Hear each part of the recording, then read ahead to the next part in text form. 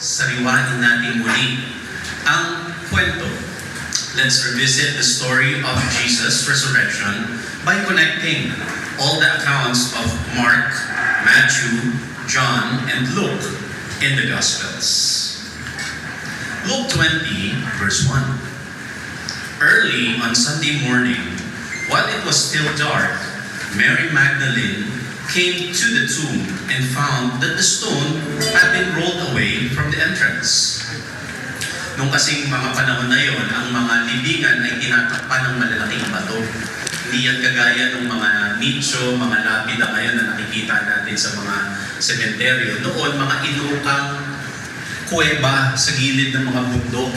At pag nailagay na doon yung bangkay, yun ay tinatakpan ng malaking bato.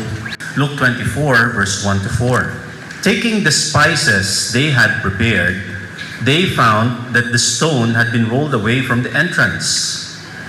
So they went in, but they did not find the body of the Lord Jesus. As they stood there puzzled, two men suddenly appeared to them, clothed in dazzling robes. Matatandaan na yung crucifixion at pagkamatay ng Panginoong Jesus came the day before the Sabbath. Hindi nila maasikaso yung bangkay. Kaya maagang maaga tumungo na sila doon sa libingan kasi dito pa lang nila maaasikaso yung labi ng Panginoong Jesus. But as we have read, hindi nila naabutan doon yung bangkay. Matthew 28, 5 to 6. Now from Matthew, the angel said to the women, "Do not be afraid. For I know that you are looking for Jesus, who was crucified. He is not here. He has risen, just as he said." Hindi bangkay ang inabutan nila doon sa libingan, bagkus isang nagniningning na anghel. At ang sinasabi sa kanila, ay, yung hinahanap niyong patay, wala dito. Bakit wala dito? Kasi walang patay dito.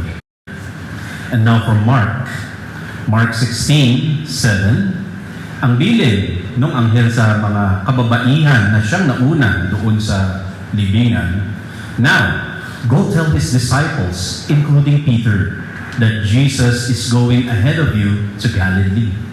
You will see him there, just as he told you before he died."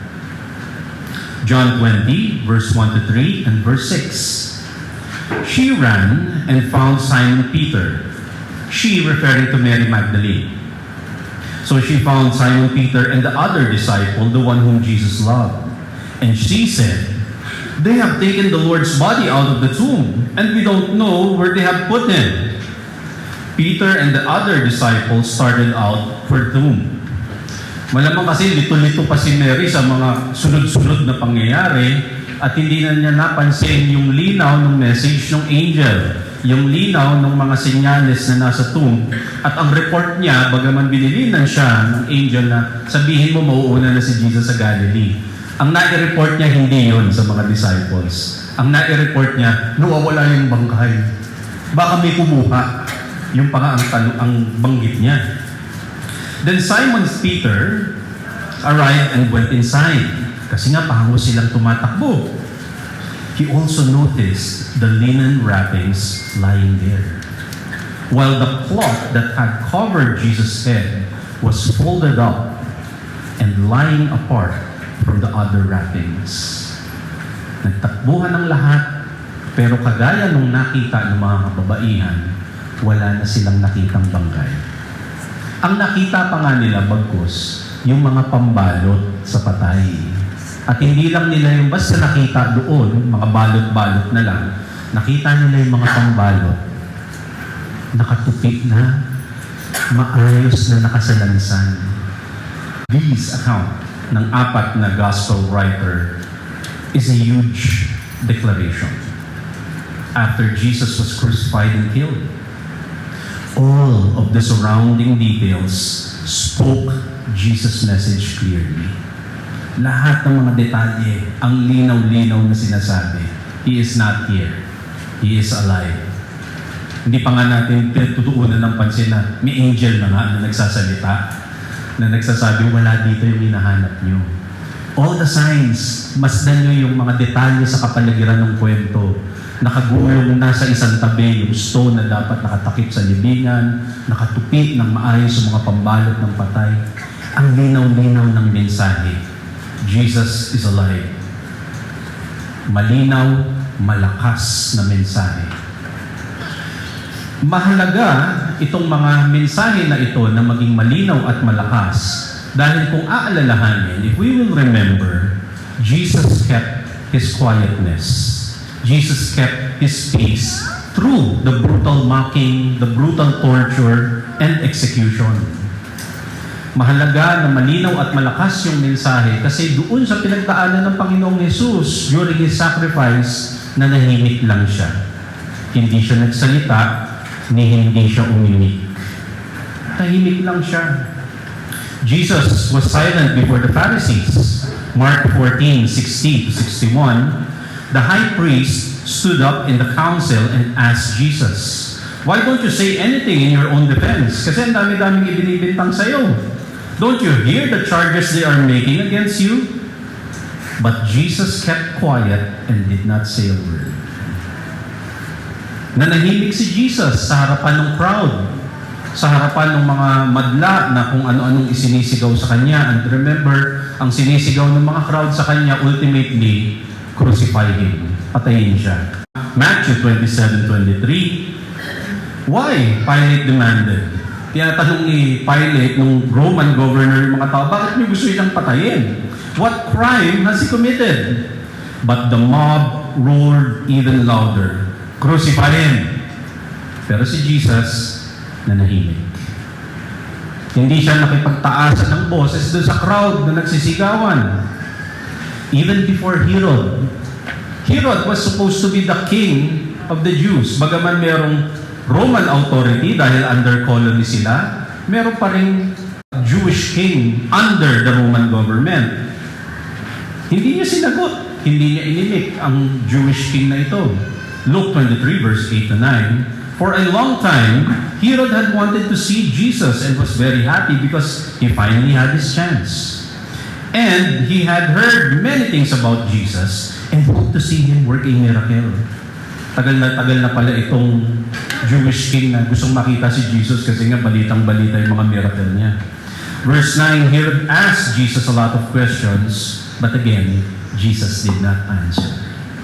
Jesus kept His silence throughout. And dito pa lang, by the way, may lessons na tayo on the side. Maisingit na natin. Ano makikita nating lesson dito? Pag walang point sumagot, keep your silence. Parang si Jesus. Kasi anong ang point na makipagsigawan ka sa mga tao? Anong point na sasagot ka sa mga authorities, sa mga religious leaders na hindi naman pala willing makinig sa nasa isip mo? Kaysa ganun, napagtanto ni Jesus na manahimik na lang. And sa pananahimik, we should not make the mistake of thinking that silence is weakness. Akala kasi nung iba, pag tahimik ay kimik, ay tahimik ay wala kasi siyang masabi, mahina. No, silence is not weakness. Silence could be a very powerful attitude. It could be a very powerful discipline, a very powerful mindset. Mas mag-ingat ka nga doon sa mga tatahi-tahimik. At kahit na wala ka masyadong alam, pagkatahimik ka, napapagkamalang ka matalino. Kasi nga, marami nadidiscover yung laman ng isip once na magbuka na yung bibig nila. So gusto mo mapagkamalang matalino? Be quiet. At least mukha ka nag-iisip. Pero hindi pa yan yung pinaka-topic natin. Side topics lang yan, mga side discussions lang yan. The point here is, ang linaw-linaw, ang lakas-lakas ng mensahe na inabutan ng mga disciples, especially ng women, pagdating nila sa tomb ng Sunday morning. Kasi nanahimik ng gusto si Jesus during His sacrifice. Matthew 27, verse 12-14, when Jesus was accused by the chief priests and the elders, He gave no answer. Then Pilate, ipinasa na siya doon sa Roman governor na siyang on top talaga doon sa lupain nila, doon sa bayan nila. Nung wala silang mahita, wala silang makuhang sagot kay Jesus, pagkatapos siyang pagpasapasahan, itinurn over siya sa highest Roman authority at that land, at that area. And so Pilate asked him, "Don't you hear the testimony they are bringing against you?" But again, Jesus made no reply. Not even a single charge, to the great amazement of the governor. Ito yung sinasabi ko kanina. Ang ingay-ingay ng lahat. Ikaw, ba't tahimik ka? Hindi mo ba naririnig yung mga charges sa'yo? Na ang nagtataka na mismo, yung Roman governor. Jesus indeed kept his silence. Kahit pa napaka-brutal, nakakakilabot nung torture, nung killing na ginawa sa kanya. You know why?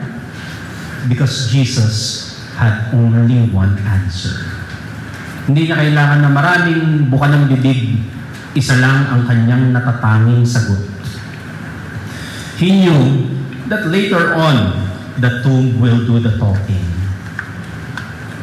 Yun ang magsasalita para sa akin. Hindi ko kailangan sagutin kayo isa-isa.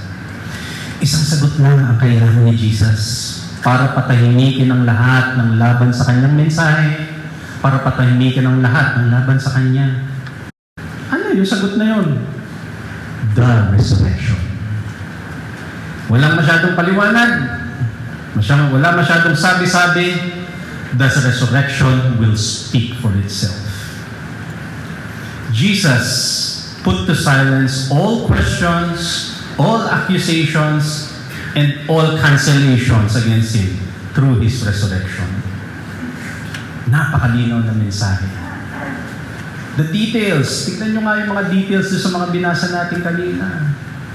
Sabi ng mga babae, paano mairo-rolyo yung pagkalaki-laking bato? Ilang tao ang kailangan na mag-rolyo niyan para maisang tabi. Not to mention may mga Roman guards na naka-assign sa paligid. Bukod dagdanda. Pagpasok nila sa loob, ang ayos-ayos, hindi nagmamadali. Alam mo yung parang late ka papuntang church. Tapos di ba, lahat na nakakalat sa kwarto mo. Baligtad yung brief mo, mali-mali yung medyas na naisuot. Hindi gano'n yung inabutan nila sa tomb. Hindi lang siya nagmamadaling bumangon, maayos ang lahat. Everything was precisely planned. Planado ang lahat. Kasi sabi ni Jesus, maaaring sabi ni Jesus sa loob-loob niya, ito ang sasagot sa lahat ng ingay, sa lahat ng kaguluhan. The resurrection. Ang aking pagkabuhay na muli. Now, we have revisited the story. Let's reflect on the wider meaning of Jesus' resurrection for us today. Today, para sa atin ngayon. In application in our day-to-day lives. At yan, ang ating shared reflection na pinamagatan nating resurrected.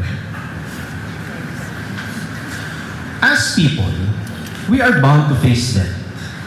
Bilang mga tao, haharap at haharap tayo sa kamatayan. Physically and spiritually. 1 Corinthians 15:21, sabi ni Apostle Paul, death comes to people because of one man lived.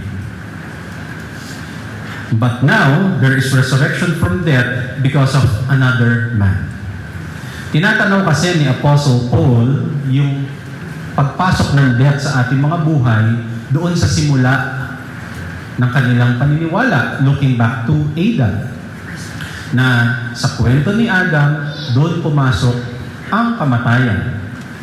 Pero alam natin, pag binalikan natin sa Genesis, pag binalikan natin sa Genesis, we know that Adam did not really die physically after his sin. Despite being told that he will die if he eats the forbidden fruit. Di ba? Alam naman natin yung kwento na yun eh. Hindi naman namatay si Adam dahil kahit na yun ang sinabi sa kanya, kahit yun ang sinabi kay Adam na huwag mong kakainin yung bunga na yan, kundi mamamatay ka. Alam naman natin, kinain yung bunga. At maraming nagsasabi, hindi naman siya namatay. Tama, hindi naman siya namatay physically. Therefore, we can reflect that it could mean that Adam's death was beyond physical. Maaari yung kamatayan na yun ay meron pang mas malalim na ibig sabihin. At alam natin na ang kamatayan ay hindi lang naman physical. Pag pinag-isipan natin, it can also mean that the death that came to us, that came to all mankind through Adam, can represent what has died and what is long dead inside our lives.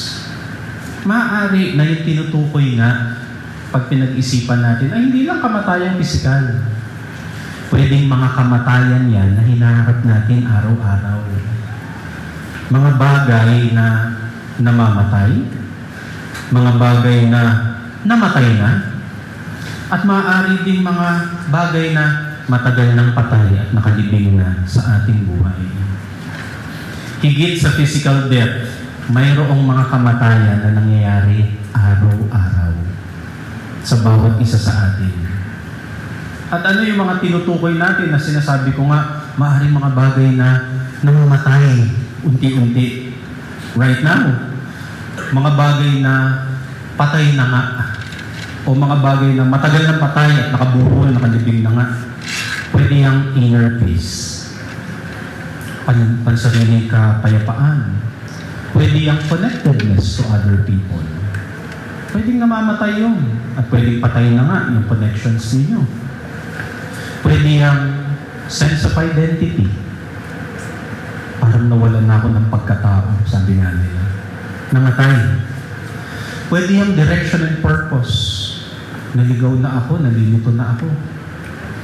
Namamatay. Umaari, patay na. Alam niyo ang isa pang maaaring namamatay at a daily basis? Ang mga pangarap. Ang mga pag-asa sa buhay. Maaaring namamatayan at a daily basis. Pero kagaya ng sinabi ni Paul kanina, through one man, pumasok ang kamatayan. But through another man, pumasok muli ang buhay. The good news here is that Jesus' resurrection is also our resurrection. Yun ang mabuti doon. Oo, maaaring may kinakaharap tayong kamatayan araw-araw. Hindi laging pisikal. Pero mga kamatayan sa kalooban, sa isip, lahat ng mga kamatayan na yun, pwedeng mabuhay muli. Pwedeng i-resurrect. Jesus enabled us, through His resurrection, to live. And to live again.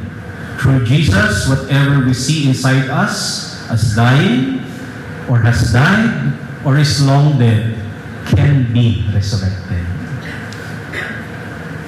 Maaaring merong mga namatay sa inyong kalooban. Pwede yung buhayin muli sa pangalan ng Panginoong Jesus. Inner peace.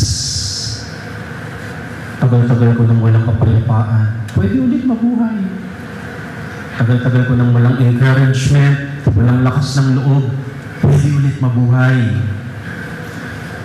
Yung mga relationships ko sa aking mga mahal sa buhay, mga kamag-anak, mula kasi nung nag-away kami 5 years ago, hindi na nagpansinan, nawala, namatay na yung connection. Pwede ulit mabuhay. It can be resurrected. And like I've said, yung mga pangarap, yung mga pag-asa, na sa daming beses mong nasaktan at nabigo, parang patay na yung pangarap na yan. You know what? Pwede ulit mabuhay. It can be resurrected. Ang reflection ni Apostle Paul in Galatians 2:20, I have been crucified with Christ, and I no longer live, but Christ lives in me. Hindi na yung sarili kong buhay ang narito. Kasi marami na siyang galos, marami na siyang sakit, maraming beses nang namatay ang aking kalooban. Kaya hindi na ito yung buhay. Sabi niya, ang nabubuhay sa akin ay yung buhay ng Panginoong Hesus. The life I now live in the body, I live by faith in the Son of God. Binubuhay na lang siyang muli through the resurrection of the Lord Jesus. This Son of God, He loved me and gave Himself for me. We are not just revisiting an old story. Hindi lang natin ito sinasariwa for the sake of tradition. Our aim this morning, my good friends, my brothers and sisters, is to reflect on the act of Jesus of being alive again. Hindi lang basta mag-reflect, pero kundi kumilos at mabuhay sa ating kasalukuyang realidad sa diwa ng pagkabuhay na muli ng Panginoon Yesus. Kaya ang aking hamon sa isa't isa, mga kapatid, ano sa buhay natin? Ano sa buhay ninyo ang tila namatay na? O kaya ay matagal nang patay? Ano sa buhay niyo yung tila nakalibing na, nakabaon na ng matagal? Pagkatao? Mga relationship? Inner peace? Mga pangarap? Pag-asa? Ano? Ano yung mga parang wala na, binaon ko na sa limot yan. Dati may pangarap ako maging binibining Pilipinas, pero may cut-off yung edad. So binaon ko na sa limot. Marami pa naman ibang beauty pageant dyan. Ano man yung parang tila kinalimutan mo na dahil sa sakit ng pagkabigo. This is what I declare unto you.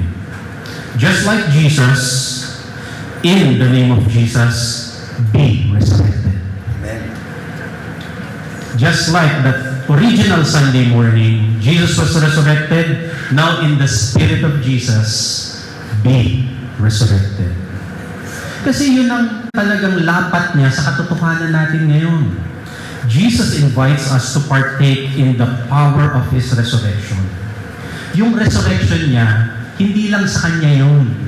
Kaya niya yung ginawa para sa ating lahat. At pwede tayong makibahagi sa Kanyang pagkabuhay muli. John 11:25 to 26, Jesus said to Martha, I am the resurrection and the life. The one who believes in me will live, even though they die. So tinutukoy niya yung physical death. And whoever lives by believing in me will never die. Tinutukoy niya ngayon yung spiritual life and countering the spiritual death with His resurrection. Ang tanong niya ngayon kay Martha, do you believe this? Now, the same question na tinatanong ni Jesus kay Martha, itinatanong sa ating lahat ngayon. Do you believe in Jesus' resurrection? It's a personal question. Ipinagdiriwang natin yan. Siyempre, bilang pamayanan, talagang ipinagsasaya natin. Magdiwang tayo. But it's a very personal question. Sa iyo, kapatid. Sa iyo. Para sa inyo. Do you believe in Jesus' resurrection? May mga bagay na hindi na lang natin pinapansin at itinatago na lang natin sa pananahimik. Ang dami natin mga tinitiis na bagay at nananahimik na lang tayo. Remember, Jesus was not just quiet and passive. Nung dumadaan siya sa kanyang sakripisyo, He was intentional in saving His response through the resurrection. Tayo rin, hindi na natin kailangan tiisin o magsawalang kibok sa mga bagay na tila namatay na sa kalooban natin. Hindi natin yung kailangan tiisin. Hindi na natin kailangan manahimik, maging kini, dahil akala natin wala ng pag-asa. Maaari, pwede nating piliin na mabuhay muli. We can choose to believe in the resurrection of the Lord Jesus. At pag pinili natin yon, it will lead us on the path of happiness para makapag-enjoy ulit sa buhay at maranasan natin ang kaharian ng Diyos dito sa lupa, kagaya sa langit. The angel said to Mary, doon sa pagbabalik natin doon sa original kwento ng resurrection, the angel said to Mary, you won't find Jesus in the grave. He is alive. Diba yung nasabi ng angel kay Mary? Wala siya dito. Kasi buhay siya. This is a challenge for us as well. Do not stay in a grave because you are alive. Ang makikita nyo lang sa mga libingan ay mga patay. Kasi sila ang dapat na naroon. Kaya kahit nga yun reading between the lines ng message ng angel, He is not here. Wala dito ang buhay. Tayo rin. Kung tayo ay buhay, don't stay in a grave. Live life. Live and enjoy. Live and enjoy meaningful relationships. Live and enjoy eating, drinking, and earthly things. Mga biyaya at pagpapala yan ng Panginoon sa inyo. Yun ang power ng resurrection. Jesus grants us the power of gladness in our hearts. Dahil buhay tayo. Pagpatay ka na, pag wala ng buhay sa iyong katawan, wala nang saysay ang mga enjoyment. So habang buhay, live and enjoy. Fill your hearts with gladness. Enjoy each other's company. Enjoy niyo yan. Dapat nagsasaya, dapat masaya ang buhay. Ecclesiastes 9:7-9. So go ahead. Eat your food with joy and drink your wine with a happy heart, for God approves this. Take note, God approves this. Gusto ng Panginoon na nakapapala tayo araw-araw. In as simple as eating your food, drinking your drink. Verse 8, wear fine clothes. At hindi lang fine clothes, mag-cologne ka na rin. You see how detailed it is? How caring and how concerned is God for each one of us? May mga ganito siyang bilin. Magbihis ka na maayos. Lalabas ka ng bahay, butas yung t-shirt mo. Diba? At huwag ka lang basta magbihis ng maayos. Maligo ka. Hindi ko pinapaulit yan sa katabi nyo ngayon, ha? Ibang message yun.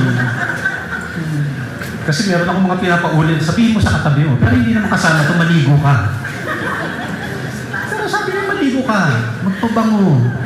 Diba? Enjoy your physical presence here on earth. Kasama yan sa pagpapala ng Diyos, sa biyaya ng Diyos sa atin. Sabi pa niya in verse 9, live happily with the woman you love through all the meaningless days of life that God has given you under the sun. The wife God gives you is your reward for all your earthly toil. Now, specific yung kanyang statement about the wife, but in principle, kasama syempre dito, wife, also enjoy your husbands. And if we will look at this sa point of view ng meaningful relationship, enjoy your friends. Enjoy your pamayanan. Enjoy your company. Enjoy your relatives. Ang point, tuwing magkakasama tayo, dapat pinagpapala natin ang isa't isa with gladness. Kasi yun ang espiritu ng Panginoon Jesus. Kaya siya nabuhay-buhay. Why give life again kung di mo naman pala may enjoy ang life? Papahabain mo lang yung misery mo. But Jesus gave life again. Jesus emphasized on resurrection so that we can be blessed with life. So bless each other with life. And furthermore, live and enjoy. Nabanggit ko nga kanina, pursue your dreams. Habang may buhay, pursue your dreams. Create something new. Ang dami-dami pa kayang pwedeng gawin. Marami rin kasi tayong minsan mga kabiguan na naranasan, mga regrets na hindi ko na nagawa dati ito, pwede ko pa kayang gawin ngayon. Technically speaking, baka maaring hindi na, pero hindi lang naman yun ang pwedeng gawin. Ang dami-dami pang pwedeng i-explore.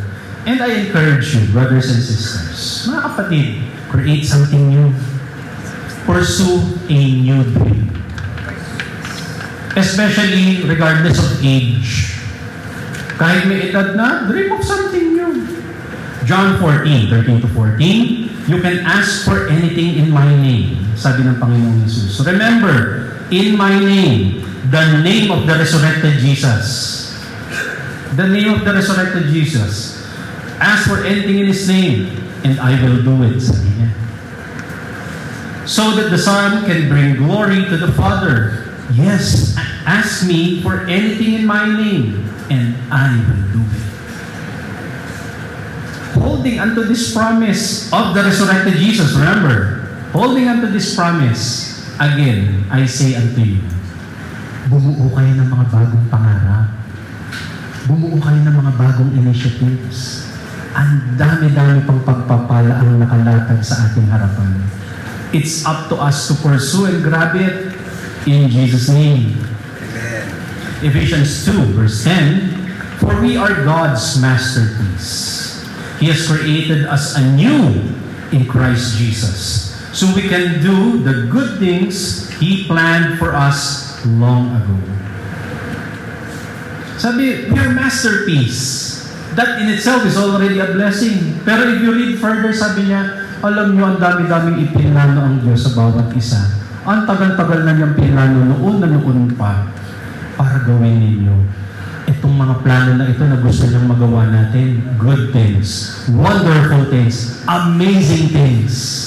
Kaya mga kapatid, go for it. Isa yan sa malaking message ng resurrection. Kahit na may mga failure, kahit may mga kabiguan, bumangon ulit. Be resurrected again. And again. And again. And again. And again. In Jesus' name. That's the power of resurrection. Jesus had one ultimate answer sa lahat. And that ultimate answer is the resurrection. Yun ang sagot niya. Resurrect. At alam nyo, mga kapatid, yung sagot na yun ng Panginoong Jesus, sagot na rin natin ngayon. Anytime, every time, there will be challenges, failures, defeat in life, bumangon ulit, resurrect again. Regardless of life challenges, we can always get back up again and again. Mga kapatid, mga kasabay kong lumakad sa pananampalataya sa Panginoon, live and be alive because Jesus is alive. God bless us all.